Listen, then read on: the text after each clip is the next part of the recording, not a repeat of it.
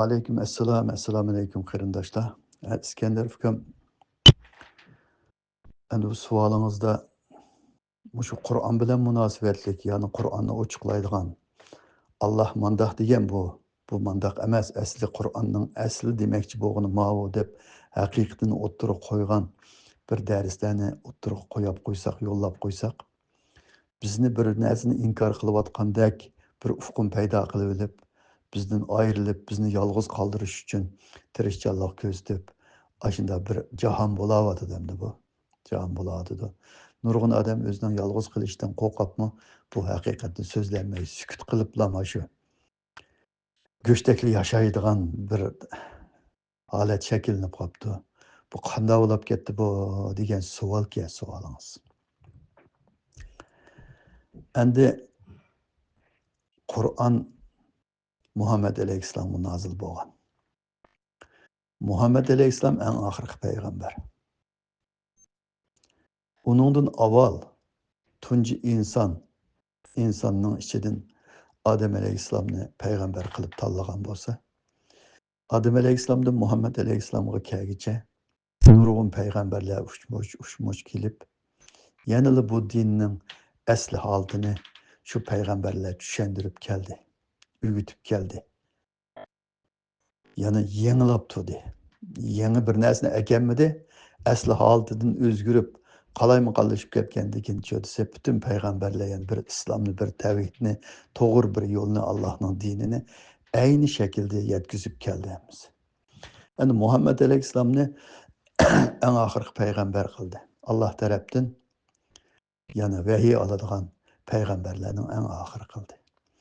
Şunun bilan birge Qur'onni o'zgarmaydigan qildi. Hech kim o'zgartirmaydigan, inson va jin birlashib turib uning o'xshishini keltirolmaydigan qildi. Biz shunday iymon keltiramiz. Keltirolmaydigan qildi. Ham keltirolmaydi hech kim. Shunday o'xshatanmaydigan, uning o'xshishini keltirolmaydigan qilishlik sabab, o'zgartirolmaydigan qilishlik sababmi zodi nada desa, Muhammed Aleyhisselam'dan kim payg'ambar kelmaydigan bo'lgandan keyin Muhammed Aleyhisselam'ning bizga ib kelgan din nada deb har qanday bir kichikna aqli bor odam nada deb so'rasa, bir ahli sunniy vel jamoa bizni dalanmaydi, bizning to'g'ri dalanmaydi. Ahli shiyalar bizning dalanmaydi, shiyaning necha bir qismi mening dalanmaydi, dalanmaydi. Sünninin nami bir qismi mening dalanmaydi. Lekin dalanmaydi desam, xato bo'lishi mumkin. Mening to'g'ri da'vatqanlar hammasi o'zaro mening to'g'ri da'vatidir. Hammasi mening to'g'ri da'vatidir. Lekin shu mening to'g'raniki ichiga kirsangiz, rost to'g'rimi desangiz, nurg'un narsa bor. Bu Allohning kitobi bilan bog'lashmayotgan, uymayotgan, uning bilan birdek chiqmayotgan nurg'un masala bor. Demek yig'ib aytganda haqiqiy iymoni bor odam, haqiqiy Allohga iymon keltirgan, Allohga ishongan, koinot mahluqot mavjudotni Allohning yaratganligiga ishongan, butunlay zot ishongan bir inson. Mushu Qur'onni Alloh tarafidan vahiy qilingan deb uningga iymon keltirgan bir inson agar iymonini rasmiy iymon bilan turib, hech qanday o'zining nafs xohishiga ergashmay turib, iymoni bilan, vijdoni bilan so'zlash to'g'ri kelsa desa, Muhammed Aleyhisselam'ning ib kelgan dini qayerda deyish to'g'ri kelsa, o'zinikiga tatmay, o'zining jamoatiga tatmay, palonchi adabdikan, bugunchi madabdikan deb uningga tatmay. Mana Muhammed Aleyhisselam'ning ib kelgan dini mana shu Qur'onda dalailgan chaqda u mu'min bo'ladi. Mu'min bo'ladi. Agar o'zining nafs xohishiga tasdiqchi desa, Allah'ın kitabı töhmet qilgan bo'ladi. Peygamberlerinin qaytımı kelishlik sebebi nima desa, şu Allah'ın dininin bir haq din ekanligini yanılan dünyadaki insanlarga agahlandırıp, tekrarlap, yana to'liq tushundirib, buzilgan yerlerini ilib tashlab, yana asli holatiga keltirib, mana shunday qilgan. İnsanların qilmish tufaylidan nurg'un kitoblar tushgan bo'lsa-mu, nurg'un payg'ambarlarga nurg'un kitoblar nazil bo'lgan bo'lsa-mu, kitoblar o'zgartirilgan, yo'qitilgan, buzilgan, eng oxirida hech kim o'zgartirmaydigan bir Qur'onni nazil qilib, o'zining dinini qiyomatgacha shu kitobning ichida saqlaydi. Har qanday bir odam kichikinam o'ylasa, non oshni deb yeydigan bir inson Allohning dini nada desa, mening e'tiqod qilayotgan dinimda emas, men iymon keltirgan shu Qur'onning ichida. Ya'ni mening mazhabimning ichida, yo men e'tirof qilayotgan firqaning ichida yoki mening jamoatimning ichida, yo sunniyda, yo shiyada, yo mafirqida, yo ofirqida, yo ahli sunniy va jamoada disjo desa, u odam Allohga tuhmat qilgan, yolg'on gap qilgan odam bo'ladi. Allohning Muhammad alayhissalomga nozil qilgan dini shu Qur'onda. Shu Qur'onda. Shu Qur'ondan chetlab ketganlik uchun endi gapning o'ziga kelsak, ahvolimiz intayin ig'irsiz degandek. Bu haqiqatni so'zlagan odamlar yolg'iz qilishdan qo'rqsa, agar o'zining shu so'zining haq ekanligi, shu Qur'onning Allohning kitobi rost ekanligiga iymon keltirgan bir odam Qur'onning haqiqatini o'ttirib qo'yishdan qo'rqsa, u odamning iymonida mujmallik va u odamni boshqalardan ayrilib qilishni, yaxshi yolg'iz qilishdan qo'rqib, Allohdan qo'rqmay boshqalardan ayrilib qilish, jamoatchilikdan ayrilib qilishni, yolg'iz qilishidan qo'rqib, demak sukut qilsa desa, u odamning iymoni puchak, iymoni mujmal, haqiqiy iymonlik, vijdonlik odam hisoblanmaydi. Hisoblanmaydi. Musulmonlarning hozirgi ahvoli qarab boqayli. Qaysi holga tushdi? Oldingi kuni Alyaskada Putin bilan Trump kurashdi. Bütün dünyadaki moşu dinge e'tiqod qilgan, dinge e'tiqod qilmaydigan odamlarning hammasi xuddi ashular dunyoning taqdirini bir o'zgartirib, nurg'un ishlarni qilib o'tadigan, bütün dünyadagi 8 milliard odamning hammasi kichkina aqli va dunyo vaziyatiga qiziqadigan, dunyoning hozirgi ahvolining qanday bo'lib ketib qolganini qiziqadigan odamning hammasi ashunga diqqat qildi. Ashunga diqqat qildi. Demek musulmonlar qaysi holga tushibdi desa, ana shu boshqa dindikilarning shu dunyoning ishlarini bir tuzab, o'ngshab, mushtaq qilib berishini orzu qiladigan, umid qiladigan bir holga tushish bilan birga o'zining qo'lidan hech qanday ish kelmagidek bir holga tushdi. Holga tushdi. Dunyoning ishlarida hech qanday roli yo'q. Roli yo'q. Uni e'tirof qilish kerak. Musulmonga urushga silib etmek shunchalik oson. Shunchalik oson. Boshqalar u musulmonni bombardiman qilib etsa, bütün hammasi qarab turadigan shunday bir holat shakllanaylik. Lekin ismi-chi desa, men musulmon ismi. Men musulmon deydi. Musulmon deydi. Allah mümin bo'lsanglar üstün bo'lasizlar dedi. Men musulmon deyotganlar g'ayri-musulmonlarning oldida biz mümin deydi. Mümin bo'ldik, nima ishga ustun bo'lamidik? Nima uchun boshqalar bizni boshqardi? Nima uchun boshqalarning qo'liga qarab qoldik? İqtisodiy jihatda, siyosiy jihatda, jug'rofiyalik hamma yerda o'zimizning o'rnini, davlatini saqlab turishdan tortib, hammada shu boshqa dindikilarga tayinib qoldik. Ashlarning qo'lida qoldik. Ular bizning davlatlarimizni vayron qilib o'tmadi, birdamda qilib o'tdi. Birdamda qilib o'tdi. Hattoki biz orzu qilib aytgandek, Rasmusning davlatini ozod qilib beraychi desa, ozodmi qilib beraydi. Qilib beraydi. Lekin shu narsaning hech qaysi o'zimizning qo'ldan kelmagidek bir holga tushdik. Mana musulmonning ahvoli mushu. Bu ahvolga tushishga sabab zodi nima desa, o'zimiz iymon keltirgan o kitobning qanday kitob ekanligini bilmaymiz.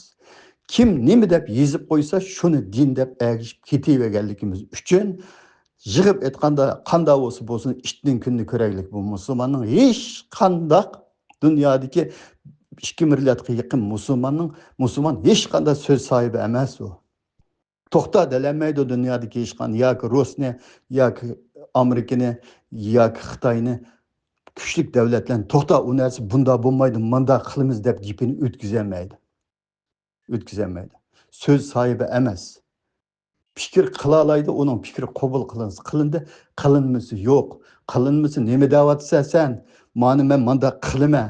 Cho'qim sen mana qilishing kerak yoki manda qilishim kerak yoki sen manda qilishing kerak degan gapni qilolmagan holda dunyodagi musulmonlarning ahvoli. Nima uchun? Kitapni Allohning kitobi deymiz. Koinotni, mahluqot, mavjudotni yaratgan Allohning kitobi deymiz. Hammadan ustun deymiz. Nima uchun desa, u kitobdagi narsa o'ttirib qo'yilgan chog'da kitobdagi narsani e'tirof qilmadik holga keldik. Shuning uchun mush holga tushdik. Boshqa bir yerga kirib ketdik. U dinda emas biz. Qur'ondagi dinga chaqagan vaqtda desa, Qur'ondagi dinga chaqagan odamlar yomon ko'rinyapti. Oyatlarni shundoq bir tafsirlaydiki, shu tafsirlarni rost deb yashaydi. O'tganda Qurtubining sura Ahzobning 50-oyatiga bergan tafsirisini so'zlab berdim. Bir odam yolg'on mening sening da'vatqaning ma Qurtubining to'g'ri deb chiqmadi-ku. Ya'ni chiqsincho deb qo'yay. Qandoq tafsirga deb beray. Sura Ahzobning 50-oyatini tafsirlab Qurtubi. Payg'ambar alayhissalomning bir ayolga ko'zi tushsa deydi. Yo'ldishi va bir ayolga ko'zi tushsa, shu erning u ayolni qo'yib o'tishi vojib, qo'yib o'tishi sunnat, payg'ambar alayhissalomga u ayolni nikohlab ilishi vojib deydi. Mushadiki mush so'zsal farq olmish qolgan biz to'g'ri tushunishinglarni umid qilaman. Ish qilib bir odamning ayoliga payg'ambarning ko'zi tushsa, o arininki o ayolni qo'yib o'tishi vojib bo'larmish yoki sunnat bo'larmish. Payg'ambar o ayolni elishi payg'ambarga vojib bo'larmish. Ashundoq bir payg'ambarmi o Qur'onni kelgan payg'ambar. Ashundami aqorat qilamsa islomga. Oyatni ashundami tafsirlamsa. Bala Sura Nabaning 30-31-oyatidan so'zlayapti. Aş ayette tumuçuq memelik ayollarını kıyamet günü sizlerge cuptık pirimiz deb tefsirlerde, tercümelerde yazılıq ki. Bu yerde tumuçuq memelik degen, memelik degen hiç qanday bir unda ahlaksız söz yok ki.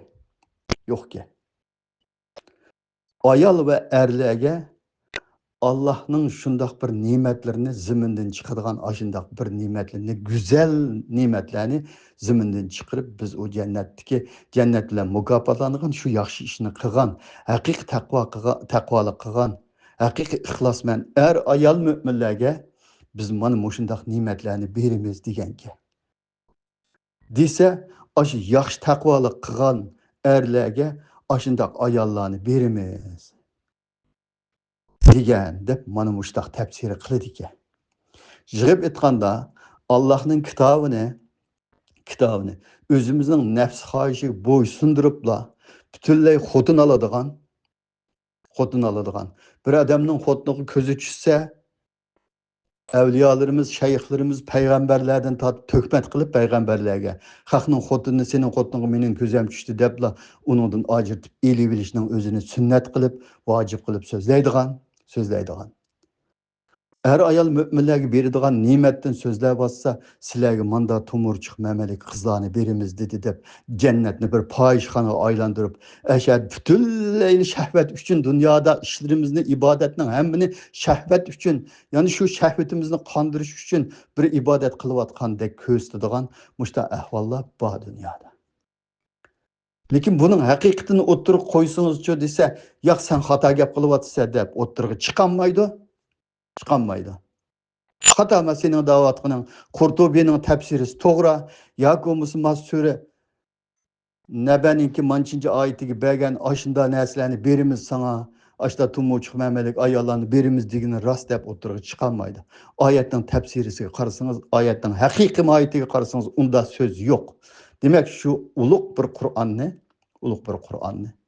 en ahirgi hesapta insan özünün nefs xohishi uchunla ishlatadigan bir narsaga aylantirilib, Qur'onning merkez ideyasidan chetnab chiqib ketgandan mushu xorliq, zabulluq beshimizga mubtalo bo'ldi. Dunyoda bir musulmon dunyoda bir so'z sahibi emas. Şunun için her qanday bir musulmonga Allohning kitobini, ya'ni o'zi iymon keltirgan shu kitobni so'zlab chiqsangiz, to'xtab turib, mening da'vatqini rostmi, ama Allohning kitobidan so'zlayotdi. Xato bo'lib qolsa tuztayli, biroq buni bekordan ya kofir bo'lding, Ya müşrik oldun, xotning talaq, namozingni tushaymaymiz demeyli. Ma qiyomat kun javobgarlik va maning yetkizayotgan Qur'on deb o'ylamag'idek hayvon deb o'rin uchib ketganlikning kasofati bu.